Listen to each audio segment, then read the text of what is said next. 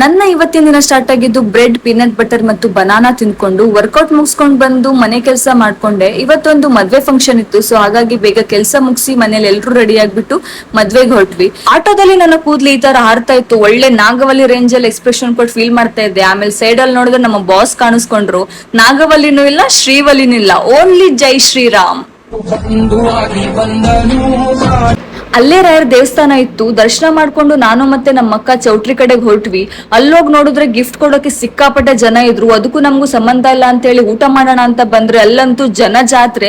ನಿಂತು ನಿಂತು ಸುಸ್ತಾಗೋಯ್ತು ಗುರು. ಇವ್ರು ನೋಡಿ ಇಲ್ಲಿ ಸೀಟ್ ಸಿಗಲ್ಲ ಅಂತ ಹೇಳಿ ಮುಂಚೆನೆ ಹೋಗಿ ಸೀಟ್ ರಿಸರ್ವ್ ಮಾಡ್ಕೊಳಕ್ ನಿಂತ ಇದ್ರು. ಅಂತೂ ಇಂತೂ ಸೀಟ್ ಸಿಕ್ತು. ಊಟ ಮಾಡ್ಕೊಂಡು ಮನೆಗ್ ಬಂದು ಲಾಗಿನ್ ಆದ್ರೆ ಅಕ್ಕನ ಫ್ರೂಟ್ಸ್ ಕಟ್ ಮಾಡ್ಕೊಡು ಅಂದ್ರೆ ಹಾಗೆ ವಿಡಿಯೋ ಮಾಡ್ಕೊಂಡು ನಿಂತಿದ್ರು. ಅಮ್ಮ ಮತ್ತೆ ಅಕ್ಕಂದ್ರು ಹೋಗಿ ನಾಳೆ ಪೂಜೆ ಸಾಮಾನ್ ತಗೊಂಡ್ ಬಂದಿದ್ರು. ನಾಳೆ ಯಾಕಪ್ಪ ಪೂಜೆ ಅಂತಂದ್ರೆ ನಮ್ ಮನೆ ಕಟ್ಟಿ 1 ವರ್ಷಕ್ಕೆ ನಾವು ಸತ್ಯನಾರಾಯಣ ಪೂಜೆನ ಇಟ್ಕೊಂಡಿದ್ವಿ.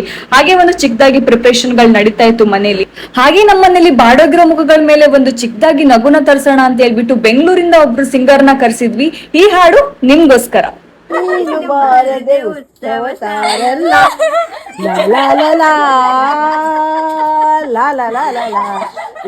ಹೆಣ್ಣಿನ ಸೀರೆ ಎಳೆದಿದ್ದಕ್ಕೆ ಮಹಾಭಾರತ ಶುರುವಾಯಿತು. ಹೆಣ್ಣನ್ನ ಅಪಹರಿಸಿದಕ್ಕೆ ರಾಮಾಯಣ ಶುರುವಾಯಿತು. ಇಂದು ಹೆಣ್ಣಿನ ಸಿಂಧೂರ ಅಳಿಸಿದ ಪಾಕಿಸ್ತಾನಕ್ಕೆ ಭೂಪಟದಿಂದನೇ ಕಾಣೆ ಆಗೋ ಟೈಮ್ ಶುರುವಾಯಿತು. Proud to be Indian. A big salute to Indian army.